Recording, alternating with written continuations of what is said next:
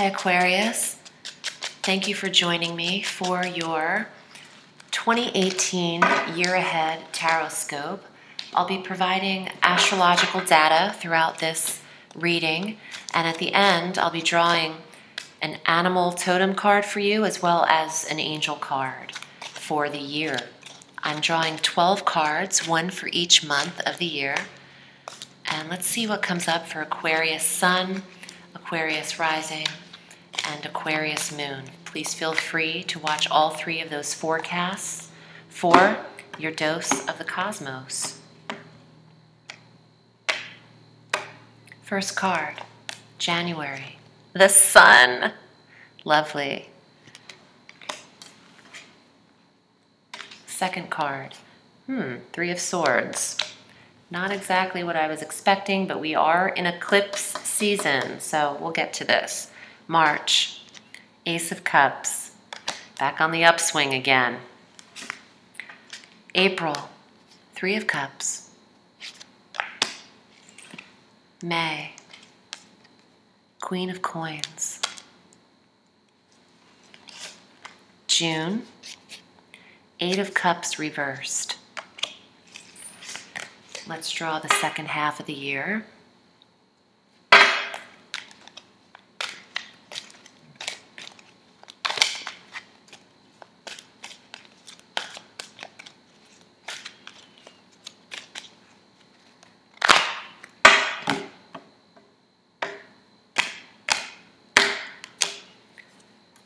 July, August,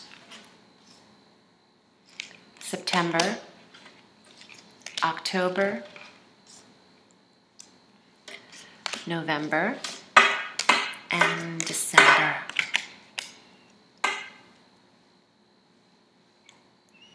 Okay, Aquarius, we are starting January 1st in an eclipse season, and you are poignantly placed in 2018, having experienced the eclipses in your sign in February and in July.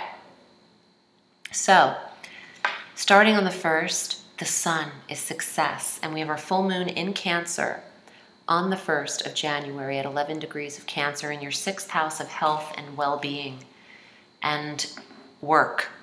And the Sun is success. You're feeling like you are doing something right. And it is your solar return. Look at that. Oh, thank you. Solar return in Aquarius in January. That's what this is. Happy birthday.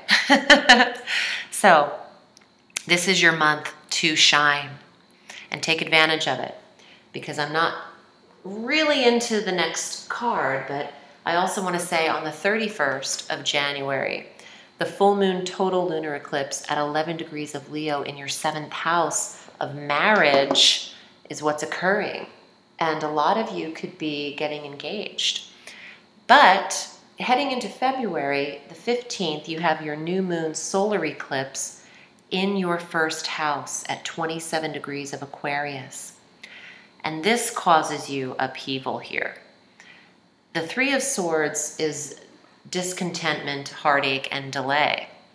And the eclipsed energy right after your birthday has you a little bit turbulent.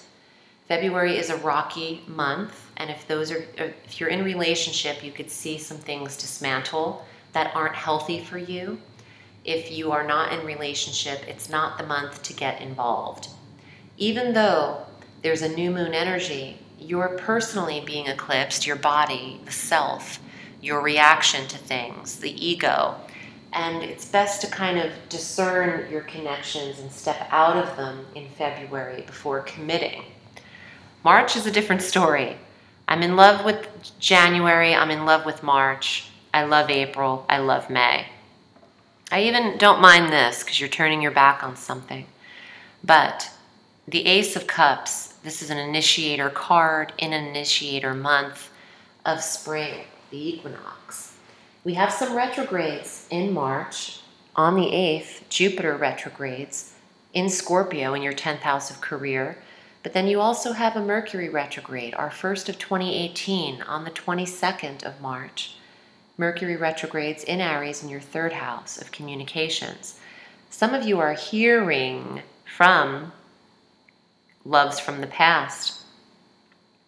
And that is evident in the 3rd house because that's the house of communication and expression. And there is an offer of true love coming to you. There is an intimate connection or expression of emotion heading to Aquarius. And the ace alone is fulfillment and true love and self-fulfillment because it is the individual. So there is a beautiful month of spring ahead for you, and heading and flowing into April, you go from the 1 of Cups to the 3 of Cups. You have trust and friendship and generosity and respect and sharing community with female friends or the support of your tribe. Mercury goes direct on April 15th at 4 degrees of Taurus in the 4th house of environment and home for you. But what I think is fascinating is in April, in this month, we have our new moon at 26 degrees of Aries in the 3rd house of communications, connecting with friends from the past as well. For every 3 swords, there's 3 cups. For every sword, there's a cup here to replenish this feeling of February. So you're headed into a beautiful position here in springtime. There's a, bountiful outcome with the 3 of Cups. There's contentment. There's solace in a positive way. And not loneliness, but as an individual, you are fulfilled in that month. As we head into May, the Queen of Coins is present to suggest you're earning your most in May. You could also be connecting with an earth sign female, a Virgo, Taurus, or Capricorn. This friend is someone that you might have turned your back on before. It could also be a brand new connection to you. It could also represent the highest form of property and income that you're receiving. Mars enters your 1st house of Aquarius in May and remains there through all of November up until November 16th. So, stamina to earn, highest potential and power, becoming your own boss or authority. This is very positive position, but you want to watch your tone and aggression when Mars is in the 1st house of body. You could get heated very easily, but it's a passionate placement. It suggests that it gives you energy and life to turn your back on what doesn't serve your purpose anymore. Mars doesn't beat around the bush. So come June, when Mars retrogrades on June 26th in your 1st house, you're cutting the cord and cutting your back on any intimate connection that isn't in alignment with you, Aquarius. It's a powerful transit when Mars is with you for such a long period of time. He's working on the Aquarian energy right now to become your own authority, boss, leader, director, and enthusiast. Heading into July, King of Cups reversed, water sign male, Cancer, Scorpio, Pisces. August, High Priestess, my favorite card of this deck, next to the 9 of Coins, my 2nd favorite card. September, Justice reversed. It's the card of Libra. October, Judgment. Some of you might have some legal battles ahead of you. November, 10 of Coins. And December, 7 of Cups reversed. You end on a little bit of a mystery here, but that's what life is, isn't it? So, eclipse season has you reversed here, as well as Mercury retrograde has you reversed. Not you personally, but this card. On the 12th of July, we have our new moon, partial solar eclipse at 20 degrees of Cancer in water. That's why. In the 6th house of work and health, either you're not connecting with a water sign male that you might have been married to, reading these as a full reading, and having the cards overlap with one another as a story. Perhaps you've separated from a water sign, Aquarius, and you're going through a divorce and dealing with an inheritance and legalities and whose money's whose and karmic redemption and privacy and mystery. But another way to read this is Mercury retrograde on the 26th of July at 23 degrees of Leo in the 7th house of marriage has a reviewal of your partnership, who you're married to, who you're sleeping with, who's your soulmate. And then on the 27th of July, the full moon total lunar eclipse at 4 degrees of Aquarius in the 1st house. That has you topsy-turvy. Your emotions are being eclipsed. Your body, I would not drive around the eclipse of the 15th of February or in this area or in the 1st house, the full moon total lunar eclipse of the 27th of July. Avoid driving. You're out of your body. You're having these experiences where the self is being eclipsed. So it's best to stay safe and don't take a lot of risks with the body around that time. It's not the time to go skydiving right here. Now, heading into August, this is where you need quiet space, peace, and rest, but also staying very sharp-minded, aware, not out of it. On the 11th, you have a new moon partial solar eclipse at 18 degrees of Leo in the 7th house of marriage again, 7th house of soulmate. And you could have new energy coming in to replace something that didn't work for you, or there's a new life to your existing relationship. It's breathed new life, the eclipse, into your marriage sector and your business partnership sector. You are very in tune with who is on your side and who isn't. Do you take action on it in August? No. Mercury is retrograde until the 19th of August. He goes direct on the 19th at 11 degrees of Leo in this marriage sector. Aquarius is assessing who deserves to be in relationship with them. And that's exactly how you need to approach this and how you need to phrase things. Who deserves me? It's not who do I deserve. It's who deserves me because I am my own being and entity.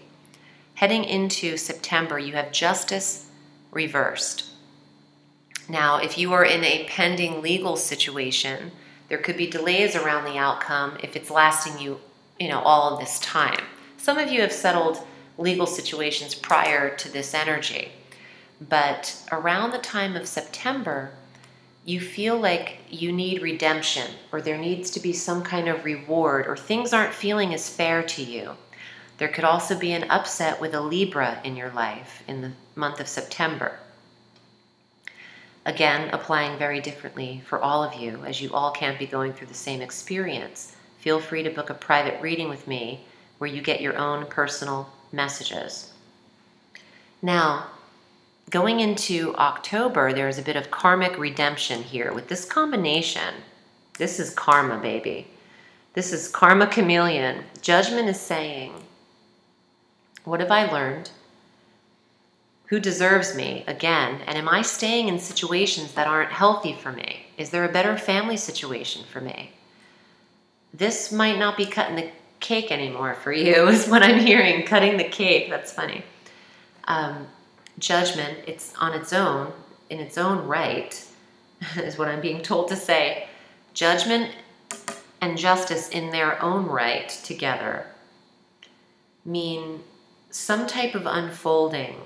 Maybe an unfolding sense of one's own part or role that you've played in a situation, or your own purpose in this relationship. I'm getting maybe Aquarius is testing people, testing their relationship and judging it. Are you putting people through the ringer to be with you? Are you putting people through tests and making them jump through hoops to be with you, is what I'm hearing. In October, Venus retrogrades on the 5th at 10 degrees of Scorpio, which is such a karmic zodiac sign, but it's in the 10th house of career through the 31st of October. So you could also be assessing not just the marriage or your relationship, but also who's worthy of you in business, Aquarius. Who's your business partnerships? I'm loving the energy of November as you head into the 10 of coins, which is family money, inheritance, also protection in your earnings, and a very high coin card. We do have a Mercury retrograde in this month, which could bring in the review of old money and an old property that could be assigned to you through inheritance. Mercury retrogrades on the 16th of November at 13 degrees of Sagittarius in your sector of goals through December 6th. This is a beautiful money month, as well as this on top of each other. So May and November, strongly suited in finances.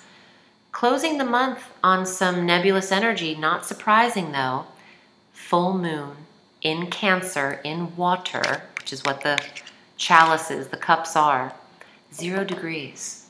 This is also full moon, Cancer, 11 degrees. Tying up the year, you are unsure of everything prior to this card, but what you are certain of is a new direction. In your health and in your wealth.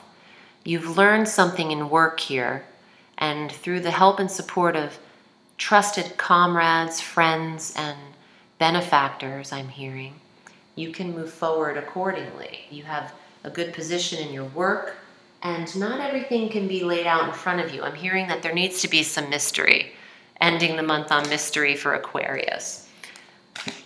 Here is your angel card for the year for Aquarius.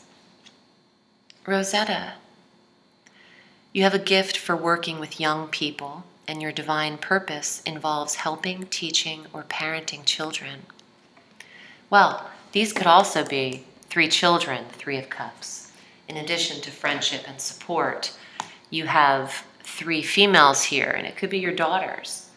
It could be your sons too, but it is such a feminine card. Yes, and if you are a parent, here is children too, starting off the year with the sun. Your animal totem card for 2018 is Weasel. Interesting. I haven't pulled this card yet. Weasel, number 33, which is a 6 in numerology. And there is a connection to the past with that card, with that number, I mean. Let me read a little bit from Weasel for you, just to see how the Native American description can offer some advice. Weasel has an incredible amount of energy and ingenuity, yet it is a difficult power totem to have. It is not without significance that Weasel pelt is worn by royalty. Weasel ears hear what is really being said. This is a great ability. Weasel eyes see beneath the surface of a situation to know the many ramifications of an event. This too is a rare gift. Actually, it's showing that this card is about discerning and judgment, where it's touching. And you're seeing and hearing everything, Aquarius, and you're judging it accordingly. I think that some Aquarians have a checklist for their partners, and a lot of them might not pass. A lot of them may, but a lot of them might not. It really just depends on the dynamic of your relationship. I really hope this was helpful to you. I am wishing you a beautiful, prosperous 2018. Thank you for choosing me for your readings, Aquarius. Remember, the sky is limitless, so reach for the stars.